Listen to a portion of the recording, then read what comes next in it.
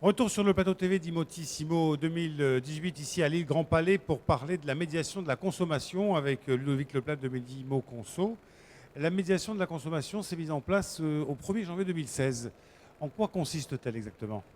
Alors, le Code de la consommation qui encadre la médiation de la consommation oblige depuis le 1er janvier 2016 tous les professionnels du secteur de l'immobilier, en lien direct avec un consommateur particulier, à proposer un médiateur de la consommation. La médiation de la consommation est une alternative rapide et efficace permettant de résoudre un litige entre professionnels et un consommateur. Elle permet de régler les litiges à l'amiable sans passer par le tribunal. Mais cette alternative n'empêche pas de saisir ultérieurement un juge si le différend continue. Et on précise que cela ne concerne pas que le secteur de l'immobilier. Là, on est là pour parler effectivement et focuser sur l'immobilier, mais cela concerne bien sûr l'ensemble des secteurs de la consommation et tous les consommateurs qui sont en litige avec leurs fournisseurs. Parlons argent. Quel est le coût d'une telle démarche pour le consommateur? Alors pour vous, particuliers, Mhm. consommateurs, la médiation est gratuite, entièrement. Pour les professionnels, le coût peut varier selon le médiateur que vous choisissez. Si vous êtes un professionnel de l'immobilier, Medimo Conso propose des tarifs très accessibles. Pour l'immobilier, quelles sont les missions particulières de Medimo Conso? Est-ce qu'il y a des cas récurrents, effectivement, de litiges à traiter? Alors, Medimo Conso a été saisi sur la base d'un large panel de sujets. On peut citer notamment des retards de livraison, des livraisons non conformes, des révisions de loyer ou restitution de garantie, des résiliations de mandats, des questions fiscales. L'immobilier est un secteur qui représente un enjeu financier et personnel très important pour le consommateur, qui de ce fait bénéficie avec la médiation d'un interlocuteur qui sera neutre, qui saura apporter de l'objectivité à la situation conflictuelle. Oui, dans l'immobilier, on a non pas peut-être plus de litiges qu'ailleurs, mais effectivement, l'enjeu est beaucoup plus important. On sait que acheter un appartement, c'est le projet de toute une vie, et que donc forcément sont liés à cette activité, à ce mode de consommation, des frustrations, des craintes, des problèmes qui sont peut-être plus importants, qui ont plus d'écho que dans d'autres secteurs. Y a-t-il des cas où le médiateur de la consommation ne peut pas intervenir? Alors, le médiateur de la consommation ne peut pas intervenir si un autre médiateur ou une juridiction a déjà été saisi. Si aucune réclamation préalable n'a été formulée par le consommateur ou si celle-ci a plus d'un an.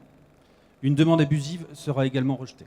Abusive, qui en juge, sur quels critères? Alors, un critère très simple, si le consommateur demande une médiation de la consommation avec des difficultés sur des choses qui ne sont pas itinérantes à la livraison ou à l'achat qu'il a réalisé, ça va poser problème.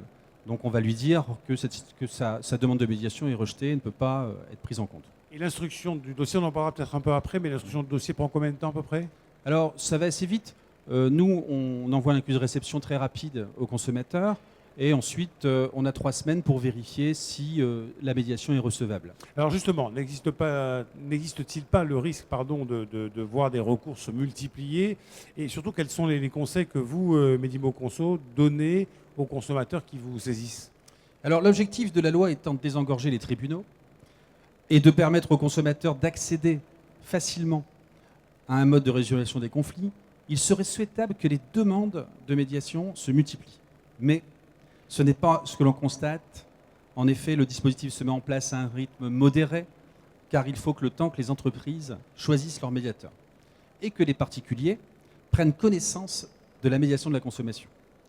Le site de Medimo Conso comprend les indications réglementaires et le formulaire de contact qui permettent aux consommateurs de se renseigner ou de formuler une demande de médiation. Oui, alors j'ai été sur votre site medimoconso.fr et on voit effectivement que vous avez un certain nombre d'acteurs de l'immobilier, notamment des promoteurs qui sont membres, adhérents. Ça, ils doivent adhérer à votre activité puisque vous êtes vous-même agréé, hein, on le précise. Tout à fait, on est agréé par la commission d'évaluation de la médiation de la consommation au ministère de l'économie.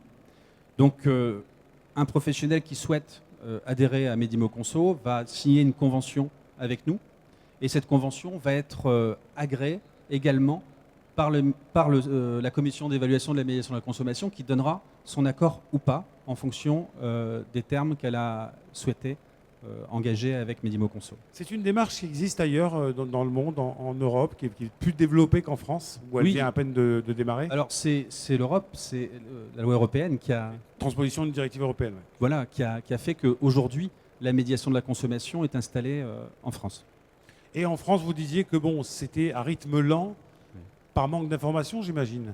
Tout à fait. Et puis, depuis le 1er janvier 2016, il y a cette obligation, il y a une pénalité pour le professionnel qui n'a pas son médiateur. Donc, effectivement, ça commence à se savoir. Nous, on reçoit actuellement 4 à 5, 6 demandes de conventions de médiation par jour et par professionnel. Donc, ça commence effectivement à devenir important. On a plus de 1500 adhérents. Donc c'est une obligation, enfin, c'est réglementaire pour un professionnel, il doit choisir un médiateur. Il est C'est obligatoire. Il est obligé de choisir un médiateur de la consommation. Sinon, il encourt une peine allant jusqu'à 15 000 € d'amende. D'accord. Sur les litiges, alors peut-être pas, vous n'avez peut-être pas assez de recul, mais sur les litiges, on peut arriver à, quand on dit quoi, un bon arrangement vaut mieux qu'un mauvais procès. Sur les litiges, vous arrivez finalement à ce que les deux parties soient satisfaites. Il y a quand le litige est avéré, quand effectivement il est instruit, etc., on arrive à trouver un terrain d'entente qu'on n'aurait pas, qu'on serait pas parvenu à trouver si les deux parties étaient face à face. Alors, la C'est le principe de la justice, médiation, d'ailleurs, la hein. justice va proposer une solution, ce sera une solution imposée. La médiation, elle va proposer une solution choisie. Les parties, chacun restant sur sa position, le médiateur qui est un tiers, qui est neutre, va pouvoir trouver les moyens qu'un accord puisse être trouvé sur le conflit, le litige qui les oppose. Les litiges les plus récurrents, quels sont-ils? C'est les problèmes de... En promotion, en construction, promotion, des problèmes ça arrive de souvent sur la finition. livraison. Ouais. Hein, la livraison où là, il y a une mésentente sur, ou une attente peut-être qui n'est pas celle qui était attendue. Donc ça part de pas grand-chose. Hein. Le conflit, de toute façon, souvent c'est de la maladresse, ça part de pas grand-chose. Et puis finalement, ça se termine par une surenchère, l'incapacité de se parler. Et nous, on travaille à ce que cette relation se renouvelle et dans le bon sens. Et on rappelle que le médiateur de la consommation ne peut pas intervenir si un autre médiateur ou une juridiction a déjà été saisie. Hein. Donc c'est Tout à fait. dès que le litige est avéré, on va dire, et constaté, Tout à vous fait. avez, enfin, en tant que consommateur, la possibilité de vous retourner vers ce médiateur. Et aussi, il ne faut pas avoir mis l'affaire en justice non plus, sinon le médiateur de la consommation ne peut pas intervenir. Et bien sûr. Et le consommateur doit avoir fait une demande dans l'année pour exiger éventuellement ou demander réparation. Oui, il y a un délai de prescription qu'il ne faut pas dépasser. Vous Tout à êtes fait. sur Imotissimo, Alors, je me promène sur Imotissimo et alors et j'ai le plaisir de rencontrer de nombreux professionnels que je connais. Mhm. Très beau salon et je vous remercie beaucoup pour votre invitation. Combien d'adhérents avez-vous aujourd'hui? Aujourd'hui, environ 1500, mais comme je vous l'ai dit, tous les jours, on en a des nouveaux, on a des réseaux. Vous avez Logé Habitat qu'on a reçu tout à l'heure. Tout à fait. On a la Fédération des promoteurs immobiliers. Mhm. On a le SNAL, qui est le syndicat des aménageurs lotisseurs. On a énormément d'indépendants aussi. Il n'y a pas que des gros, il y a aussi des indépendants. Mhm. Tout le monde a l'obligation de son médiateur, donc on accepte bien entendu tout le monde. Luc Leplat, merci beaucoup d'être venu nous parler de la médiation de la consommation, qui est un dispositif relativement nouveau, bien comme vous le disiez, qui résulte de directives européennes. Donc c'est la France qui a transposé ça, et on espère que dans les années à venir, eh bien, effectivement, de plus en plus de gens viendront et de consommateurs viendront vous solliciter, parce que comme vous le dites, cela permet en priorité de désengorger les tribunaux. Merci Et de promouvoir la qualité relationnelle, parce que c'est quand même important plutôt que de se pour retrouver à la barre, son image. oui, devant un tribunal. Je vous remercie. Merci beaucoup. On Je se vous remercie. retrouve un peu plus tard pour une nouvelle émission sur le plateau TV d'Imotissimo 2018.